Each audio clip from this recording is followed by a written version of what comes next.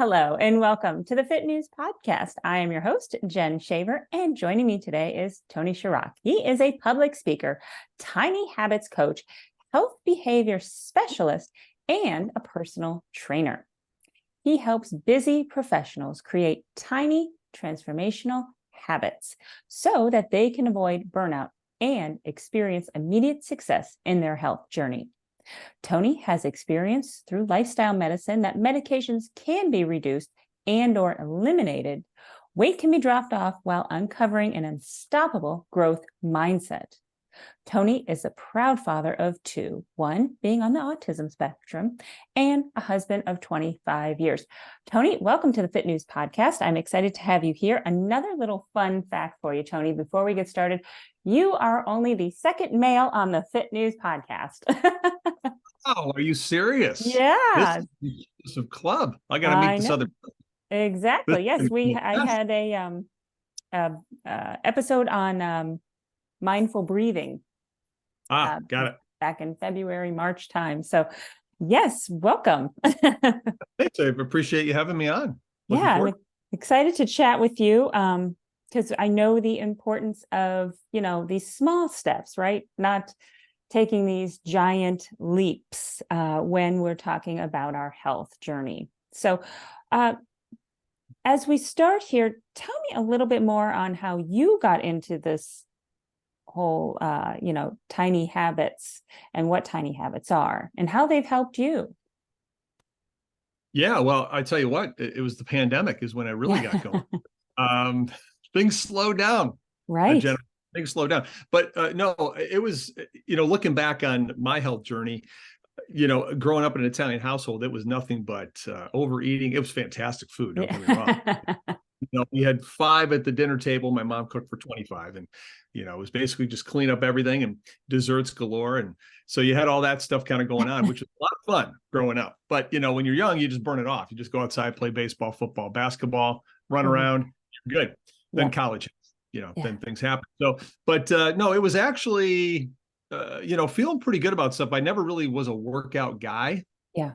I just burned off calories just by playing sports. Right. But it wasn't until probably 2003-ish, 4-ish, right around there. My son was born in 2002. He's actually getting ready to go to class at college today. So his 30. But when we found out he was on the autism spectrum, that really kind of brought everything to a grinding halt. I mean, our life was totally flipped upside down. Because keep in mind, early 2000s, no one knew a whole lot about autism. Right. So we were in a bubble for 7-8 years. And so one of the first things to go is your health. You just consume whatever, because you're trying to, you got feelings going on. You got anger, why is this going on? Things like that. So It wasn't about 2010, 2011. I just actually made a decision January 1st. I know resolutions don't work.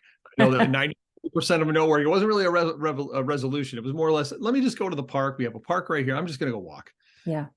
So, just walked, and that entire year, I think I ended up losing about maybe 16 pounds, just was watching my eating. Wow. But it wasn't until my wife got into personal training, and then she started, putting little weights in my hands. So it's like, okay, this is going to be better. So I would say from a tiny habit perspective, I didn't know about them, but I realized that these little steps we were dealing with my health, but also too trying to get my son from nonverbal to verbal, and trying to get him to play, because we had these things that we had to do at home from a pediatrician, a developmental pediatrician, and he was the one who says you have to play with your son. So we were actually doing all these things, and it was these little incremental steps that were somewhat exhausting, but at this age, he has to be at this level, and you got to be playing with him. So a lot of Thomas to train. Jennifer, a lot of Thomas to train. And but looking back, it's like, wow, these little tiny behaviors, I didn't know about it at the time. Yeah. Got him to where he is today. Verbal, driving a car, in college, has a major, has a job. So he's got all these things kind of going on. So that's from a family standpoint. But for me, I was losing about close to 35, 40 pounds once I start putting the weights in my hands and things like that. So again, sometimes you ebb and flow, but now things are even keel now that tiny habits are kind of in the mix now, which it kind of keeps you afloat and keeps you going long term. Right. And I think the interesting thing here is it was a very small step, right? It was number one, it was just the decision to show up and go to the park. Yep, absolutely. It wasn't, I joined a gym, I had to pay extra money. It was, I'm just going to go get outside. Mm-hmm. Yeah, absolutely. And sometimes that would have been from my front door to the neighbor's house. Right. And back. It could be something as simple as that, because it's really keeping the streak going, right? It's keeping the streak alive to say, okay, I did it. I feel good about it. Because, if you miss one day, it's okay. If you miss 2 or 3 days, now a new habit's forming. Yeah. So that's where you can really catch yourself and be aware of that, to say, okay, was this an excuse? Was it more of a mental excuse where I just I just don't feel like doing it? Or am I literally just really tired and I need to take a break? But regardless, from a micro habit, tiny habit standpoint, regardless of how tired you are, you can probably get your shoes on, walk to the end of the drive to the mailbox and back and say, okay, I kept the streak alive. Right. And I think that's the whole point right there is, just because maybe today I didn't have the full whatever time I consider to be, the time to get it all in, something is always better than nothing. Oh, absolutely. Because time and you can throw travel in there as well too. And the people you hate. Time is the biggest issue for not getting these things done. Right. Right. So what we want to do is just eliminate that concept. We want to eliminate motivation. We want to eliminate willpower. That's not part of the mix. Right. When motivation's high, we want to harness that. And we can do really, really hard things like go to the gym and do an hour workout and be intense and all that good. But when it's low, what do we do then? So we want to kind of keep something going and celebrate that fact. I think a lot of this is about the celebration. It's really about that positive celebration that you do on the micro little things that you do. Because someone told me, who was a lot smarter than me, that a lot of people go to bed at night. What do they think about? They don't think about all the 25, 30 great things they did. They just think about the 2 or 3 things they didn't do, and they ruminate on that. So want to have some positivity throughout the day. Because again, someone smarter than me mentioned those negative thoughts, whether they're verbal or nonverbal, have a shelf life of around 10 to 12 hours. And that's a lot of negative talk you think about. Yeah. And that adds up over time. I mean, if it's a constant every day, wears on you. So the positive celebration piece, even though it could be so tiny, it could just kind of carry over, and it really does. It's shelf life of about 3 to 4 hours, and then you can compound on that. You just have a better outlook on things and feeling better about yourself. Yeah. And so this is how we begin to work on habit stacking, correct? Yeah, absolutely. Absolutely. And I think one of the first things you have to look at is, number one, is what do you want to do? That's the first thing I always ask a client. What do you want to do? So, because it isn't about what I want you to do or what you think you should be doing or what your influencer told you to do because you saw a post last week. Right. Because that's only going to get you so far. What do you want to do? And then once absolutely. You got to be in this for you. Your why's got to be strong, and you have to have a reason for this, right? So let's find out something that you want to do. And sometimes all it is really just kind of looking at what your goal is, what your aspiration is. And we do a fun little experiment. It's just called focus mapping, right? And basically all we're doing is looking at all the things that you want to do. Okay. Right. And then we're going to see, how does it tie into your aspiration? And the second thing is, do we have the ability or the capacity to do it? Right. Because if you want to do 20 pull-ups, but you can't do one, let's think about this and say, okay, we can maybe do a version of that, modification of that, but let's find something that you want to do and you can do, because what you can do, what you want to do is going to lead in what you're more likely to do and carry on with. Right. Yeah, because we want this to be lifelong. We don't want this to be, a 30-day challenge, a 6-month challenge, a year. We want whatever this is to continue, be a part of your permanent lifestyle. Yeah. Exactly. I mean, when you mentioned go big, go home, I mean, I look at it this way: is how about we just find 7, 8, 9, 10 little habits that you want to bring into your life. Don't do them all at once, of course. But in a matter of 2 to 3 months, if we just incorporate these little things and we just do these daily, in some cases weekly, what if that 25-pound weight loss that you want, or building muscle, what if that's just a byproduct of it? But Right. these things that you're doing for the next 20, 30, 40, 50 years or more. Mm-hmm. Mm-hmm. Keep it Right. super, Right. right? Right. So maybe that's the place to start, right? Is to sit down and come up with smaller habits that you would like to Oh, implement, keeping in mind that these are not things that we're looking to implement in the next 24 hours. All of no, them. but you know what? But here's the fun part about this is that's something, depending on what you want to do. Right. We don't have to wait till Monday. Right. We don't have to Right. wait till New Year. We don't have to wait till Mhm. that birthday party's over with or the cookouts are done. We don't have to worry about any of that. We can actually, because it's so small, so Yeah. tiny, we can actually, what I like to do is incorporate 2 to 3 habits Mhm. once to say, Yeah. okay, because they're going to be small. One can be about health. One can be about productivity. One can be about your relationship with your spouse. There's something you want to do. Yeah. Typically, and we call these a recipe for a reason, because sometimes they just don't work, but that's Uh-huh. okay. You know, immediately it's like, okay, this needs to be tweaked. Let's tweak this up a little bit, or it's working fine. Let's go with it. Or it's not working at all. Let's scrap that and say, okay, maybe we need to add a little bit more cayenne pepper in there or something. In Right. the kitchen, habits are the same way. We just have to kind of play with it and Mhm. don't get discouraged if it's not working at the start, because Yeah. you're new to this, right? You Yeah. want to make sure, you know, we want to get that recipe right and the ingredients right. And that is how we begin, would you say the whole habit formation habit, I guess, if you want to call Absolutely. And I'll Yeah. give an example, because sometimes examples work best. it? And, Mhm. and I may have talked about this before, but I have many clients, and seems to be a simple one, that they want to incorporate water into the first thing of the Yes. night. So, okay, you want to incorporate water first thing of the day. I was one, I hated water first time. First of all, I was dehydrated. I was walking around like a fish out of water Right. for a long time. But so you have someone who wants to incorporate water because that's what they want to do, Mhm. and then it's going to benefit them. I wake up, I'm dehydrated, I go right to coffee, I go right to my phone, whatever the case. But okay, so let's do that. So let's find a habit that you already do, because you are a very, very busy person. You may Mhm. be a mom, you may be a dad, you may have 6 kids, you may have a full-time job, you may have another part-time job, you got to cut the grass tonight. You Right. got all these things going on. So let's try to find something that is going to easily, with no stress or friction, just be implemented into your life. Right. So in this case here, use an example of, well, I get my coffee pot set at the end of the night. So it's like, okay, so you don't even think about that, right? Nope. Okay, so then after I set my coffee pot up, Yeah. that's your anchor.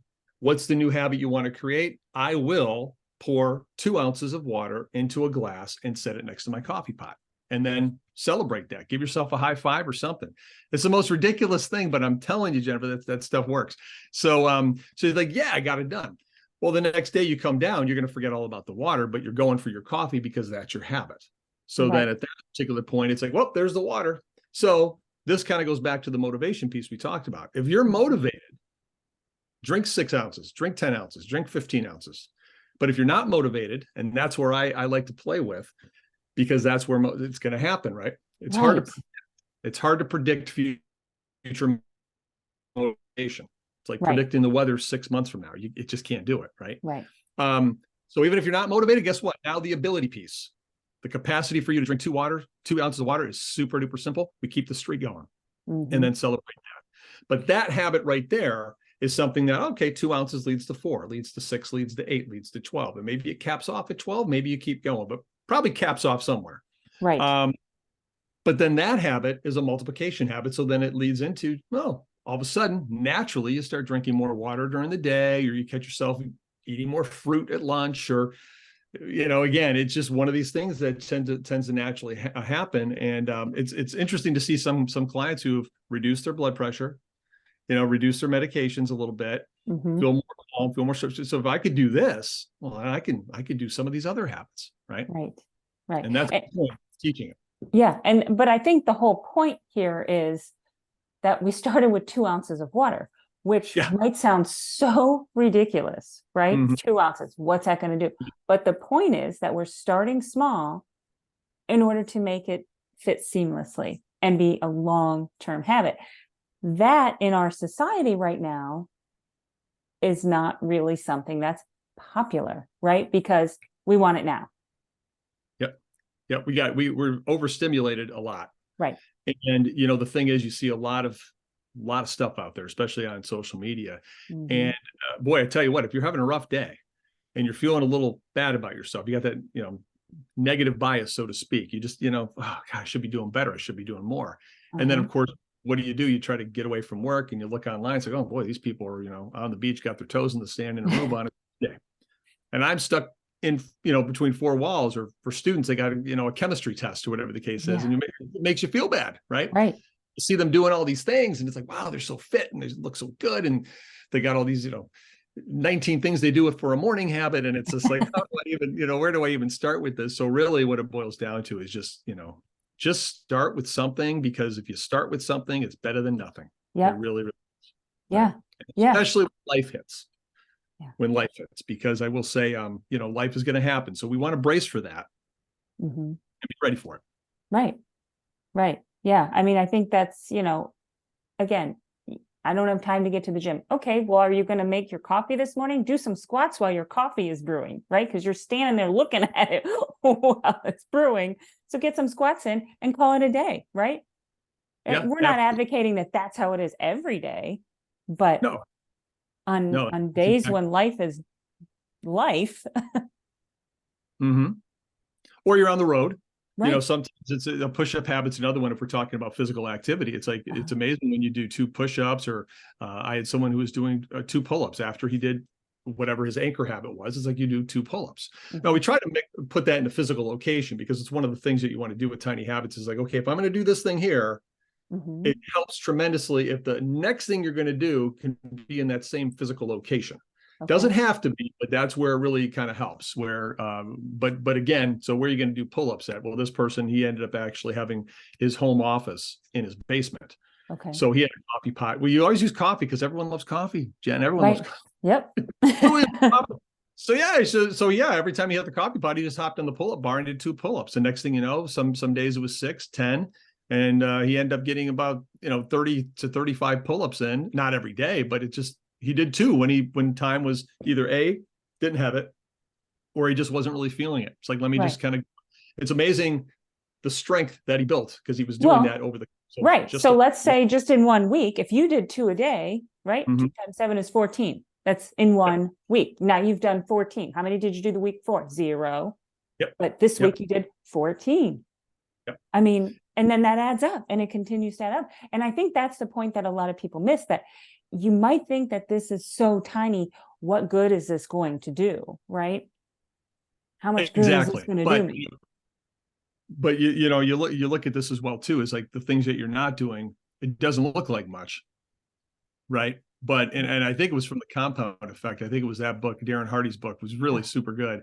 But I love the analogy of that plane taking off from Los Angeles to Boston.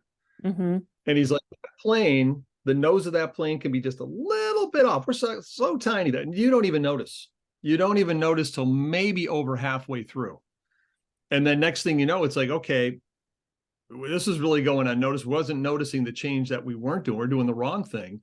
And next thing you know, you're 500 miles away from the Boston airport. I mean, you know what I mean? So, but you don't really notice it until afterwards. It's the same thing with good habits as well too. You don't really notice the changes so much, and then all of a sudden one day it's like, wow, this is really working out pretty good. I mean, take the same with finances. I mean, if you are breaking even every single month and you overspend, it may not seem like a lot if you have X amount of dollars in the bank, but all of a sudden that starts whittling down. And next thing you know, it's like, whoa, we got a problem. It just hits you all at once. Right. Or you're saving money. It's like, wow, look at this. Now we can do all these great things with it. Yep. So yeah, it's the little things that really go unnoticed, but you're doing the daily grind. And a client of mine right now, I think he put it perfectly. And I love his quote. He goes, I don't really have a goal, because all the times in the past I had a goal. I had a triathlon, I had a marathon or half marathon. I had these things. He goes, now I don't really have that at 56 years of age. He goes, I just want to be healthy, right? Because every time I crossed the finish line, I just went back to bad habits because I was so focused on this goal. He goes, I don't really have that. I just want to be healthy. I want to be productive. I want to be able to pick up my grandkids. I want to be able to travel. So he goes, the daily habits are the goal. Yep. If I do that, I'm in great shape. And I say, that's a perfect way to put it. Yeah. Perfect. And he's doing fantastic. So. Yeah. Yeah. I used to always, when I would belong to the gym, I don't belong to a gym anymore. My workouts are at home, but and I was a marathoner and a triathlete and all that. And people would Mhm. always say, "Oh, what are you training for? What are you thinking?" That I was going to answer whatever race I was training for. But my response was always, "I'm training for life. Yeah, I'm just exactly. here I love that. training for I life." love that. That, the race is separate. I'm doing training for that, but my main Mhm. purpose is I'm training for life. Yeah. Yeah. Yeah. And we're not, no one is going to escape death, right? We're Right. all going Yep. We're all going at some point. to old, right? But if we can add more life to your years, so to speak, Mhm. and more years to your life aspect of things, Mhm. I think it's so huge because, we're kind of in that murky middle where, Yeah. you have kids and you have older parents and you see them aging and relatives, and that's challenging. That's a lot of Yeah. stress on people. But when you see people get old, but there's some preventative things they could have done and they probably didn't know it. So there's no judging there. But No, like no. my dad was going through a lot of stuff. I mean, he smoked Pall Mall cigarettes since he was 9. He ended up dying at 85. He just passed away. 9 years old, smoking cigarettes in the woods. Never gave it up. But so he was a freak Yeah. of nature. but you see a lot of other people who are just, you see them, it's like, boy, they're struggling at a certain age. And again, you don't know everyone's story. Right. It could be maybe they were in a car accident, maybe they suffered something, right? So Right. you don't want to just look at the book cover and just assume. Right.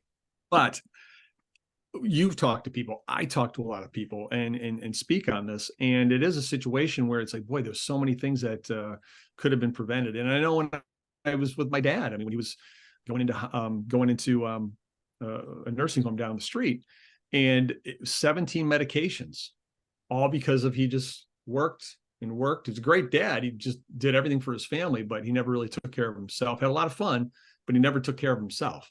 And Yeah. so you see this where it went just from one day active, and then shortly afterwards, he can't really do anything for himself. Yeah. So just want to prevent that. We want to Right. help prevent that. And like you said, you're preparing for the next day and 5, 10, 15, 20 years down the road and Yeah. more, hopefully. Yeah. Yeah. Exactly. We also know that now, especially, there are a lot of people that are suffering from corporate burnout. Yeah. That is a big issue. Yeah, sure is. It's an epidemic, actually. It really Yeah. is. It's there's so many aspects to that because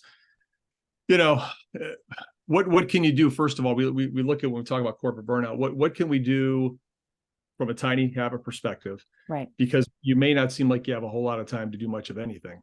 So Mhm. we're really looking at some of those aspects of, okay, first of all, what's your belief right now on a certain thing? And I'll give you an example here. Because you mentioned something earlier, but I'll just use again physical activity as an example. Mhm. Well, I don't have time to be physically Mhm. active. I don't have time to work out. So, well, what's your belief? What's your belief right now as far as working out based on your schedule, and how is that impacting your productivity and performance? Mhm. So well, I don't have an hour. I don't have time to go to the gym. I don't know what to do. It's like, okay, so let's look at that. It's a limiting belief. Why do you think that? Is that true? Do you need an hour? Right? So, or is it something else that we can be doing? Could we incorporate some other things throughout the day? So that right there changes, well, I don't have time to, yeah, I do have time.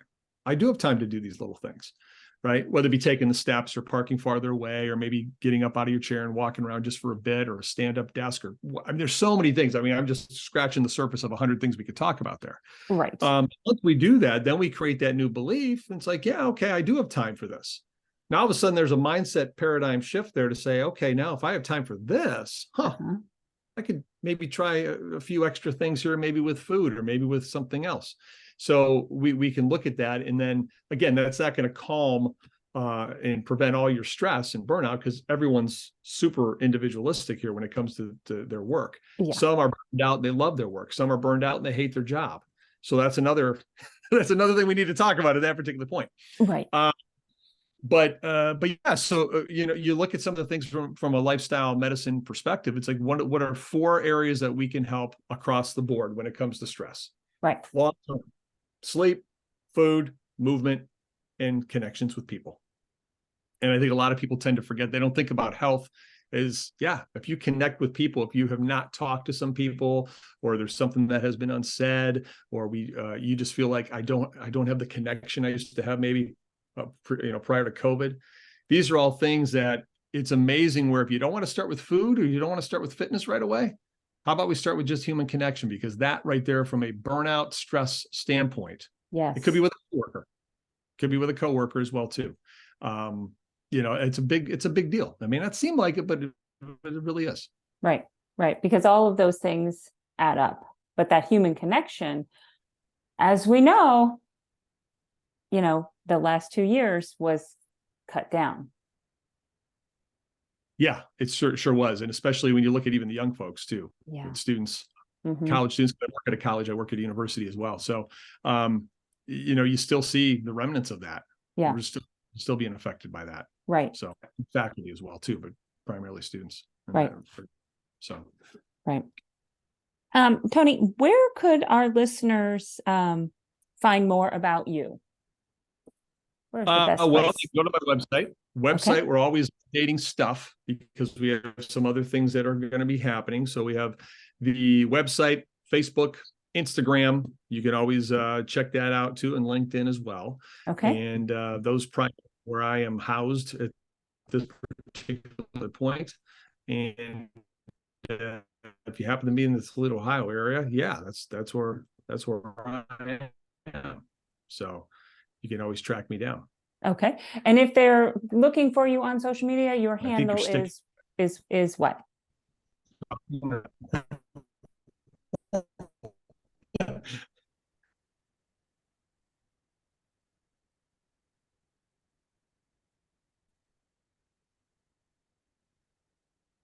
And where can they find you on social media?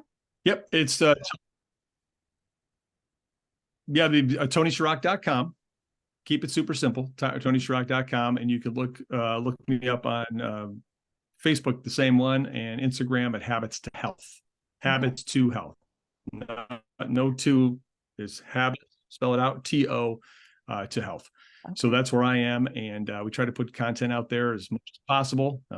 Realizing that the phone can consume a lot of your time as well too. So sometimes I will take some days off. It's a good thing for yes, it is for sure. Yes, it is. Well, Tony, we appreciate your time today, and thank you so much for joining us here. My pleasure. Absolutely. Thanks for having me.